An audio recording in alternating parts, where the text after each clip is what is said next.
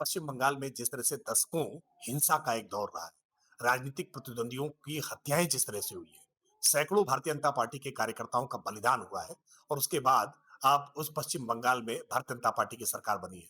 आज स्वर्गीय श्यामा प्रसाद मुखर्जी जी की आत्मा को बहुत संतोष मिला होगा कि पश्चिम बंगाल जो इस देश का सबसे ज्यादा बौद्धिक राज्य हुआ करता था, उस राज्य की राजनीतिक दशा कितनी खराब हो गई थी। आज भारतीय जनता पार्टी ने वहाँ की जनता को निश्चित तौर पर जो आज केंद्र सरकार की गरीब कल्याण योजनाएं हैं, प्रधानमंत्री मोदी जी की, जो बंगाल तक नहीं पहुंच पा रही थी, अब वो वहां पहुंच सकेंगी। मोदी जी पर लोगों ने भरोसा करके पश्चिम बंगाल के कार्यकर्ताओं के परिश्रम को आज स्थान देते हुए वहां सरकार बनाई है। ये पश्चिम बंगाल के लिए एक नया सवेरा जैसा है।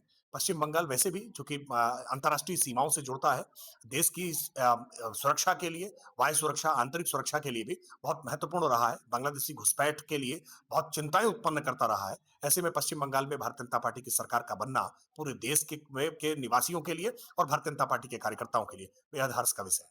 देखिए, जब भी कोई सकारात्मक समाचार मिलता है, तो निश्चित तौर पर उससे एक सकारात्मक ऊर्जा बनती है। भारतीय जनता पार्टी के कार्यकर्ता बहुत हर्षित हैं, विशेष करके पश्चिम बंगाल की में सरकार के बनने से, क्योंकि असम में भारतीय जनता पार्टी ने बहुत पहले ही सरकार बनाई।